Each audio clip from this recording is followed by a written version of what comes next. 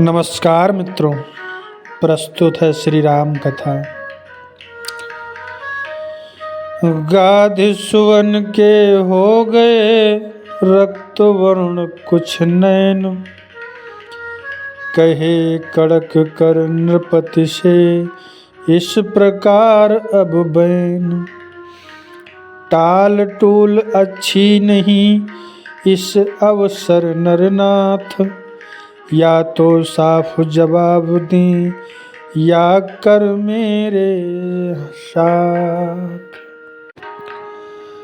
दशरथ तुझ जैसे ज्ञानी को इतनी बच्चों की ममता है, जा चुकी जवानी दीवानी फिर भी माया में भ्रमता है। उपकार संत का करने में इतना विलंब इतनी अड़चन, कुछ दिन को उनके देने में इतनी बातें इतनी उलझन। यदि आज विष्णु से कहता मैं,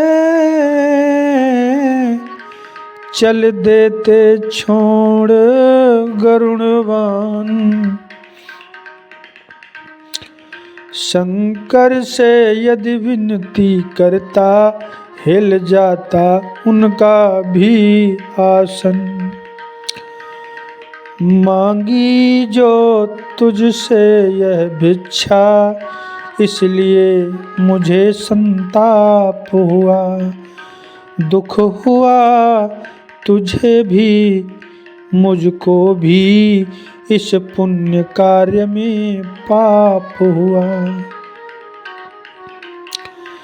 देखा जभी वशिष्ठ ने ऋषि को है संताप, नृप को समझाने लगे राजन छोड़ विलाप प्रलाप।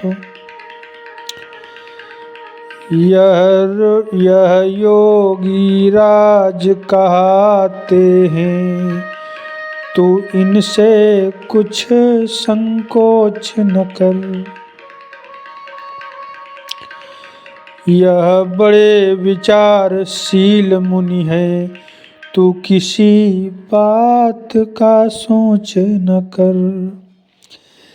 यह तेरे लिए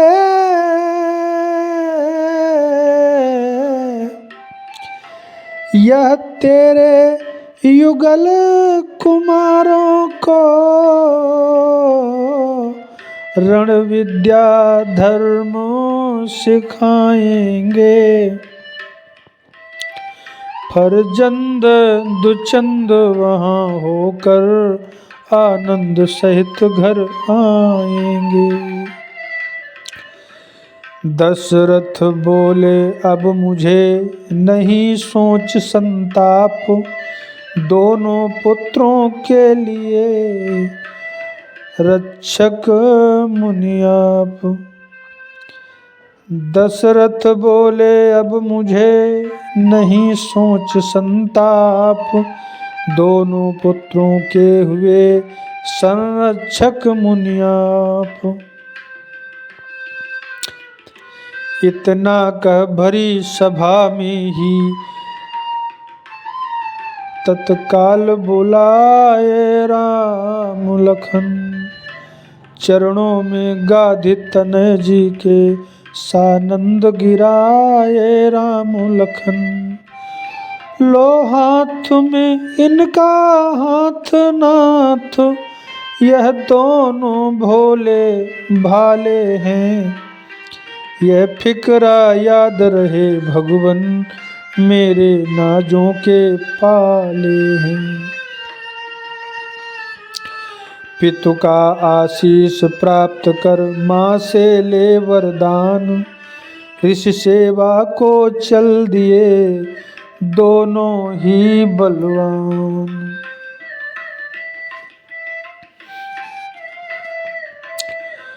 प्रातः काल मुनिराज से बोले राजकुमार, आप यज्ञ निर्भय करें, हम हैं पहरेदार। आरंभ यज्ञ का होते ही असुरों का मंडल आ पहुँचा। शुभ अनुष्ठान में विघ्न रूप निष्ठुर निश्चल दल आ पहुँचा।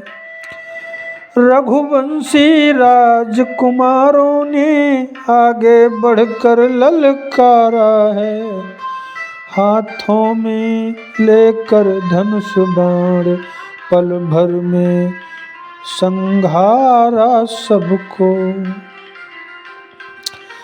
धर्म संस्थापन करेंगे यह ऐसा विश्वास न क्यों कर हो, जब दोनों विजयी सिंहों का यह अवसर पहला अवसर हो। क्षण भर में सुबाहु रजनीचर को अर्पण कर दिया अग्निशर के। मारीच नीच को उड़ा दिया 100 योजन पार समुंदर के। वन वह बन गया स्वर्ग, कानन कांटों से खाली चमन हुआ। हे राजकुमारों सुखी रहो, ऋषि के मुख से यह वचन हुआ।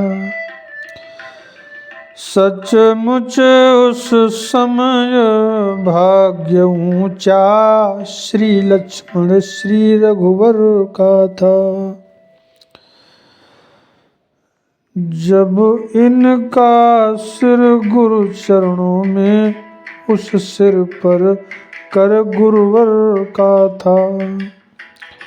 अगले दिन मुनि को मिला यह सुंदर संदेश, धनुष महोत्सव के लिए बुला रहे मिथिलेश।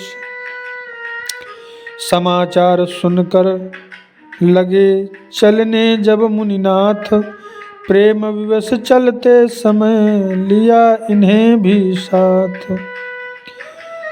चलते चलते वह जगह मिली, छाया न जहाँ दिखलाती थी।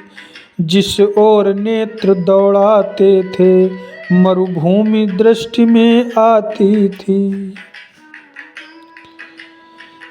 पड़ी एक पाषाण मूर्ति चारों दिशा, जिसके कुहरा है। मुस्का कर पूछा रघुवर ने, गुरुवर यह अचरज कैसा है। रघुनंदन की बात सुन बिहसे विश्वामित्र, सुना दिया उस शिला का आद्योपांत चरित्र। फिर कहा कभी गौतम तीर्थी, अब शिला साप की मारी है। सबसे उपराम हुई है यह आकांक्षा एक तुम्हारी है। इस पाप प्रताप प्रतीलित पथरी को पदरज का चेतन चूरन दो। यह पतिता है पावन पद दो, जीवन मृत को संजीवन दो। छुआ चरण से शिला को राघव ने तत्काल, पदरज लगते ही हुई गौतम नारी निहाल। हुआ अहिल्या नारी का इस प्रकार उद्धार, मन चाहा वर प्राप्त कर पतिपुर गई सिर सिधार। आगे चल 2 दिन रहा गंगा जी का ज्ञान। राजकुमारों ने दिया वहाँ बहुत कुछ दान। कुछ दिन यूं ही चलते चलते मिथिला अवधेश कुंवर पहुँचे। गुरुवर ऋषिवर के साथ साथ दोनों ही जनक नगर पहुँचे। तब बढ़कर देखा नगर दृश्य रमणीक विचित्र सुहाता था। मन जहाँ जहाँ पर जाता था हर्ष तो वहीं लुभाता था। नमस्कार मित्रों, आज की कथा यहीं पर। मिलते हैं अगली वीडियो में आगे की कथा के साथ। जय श्री राम, जय श्री कृष्ण।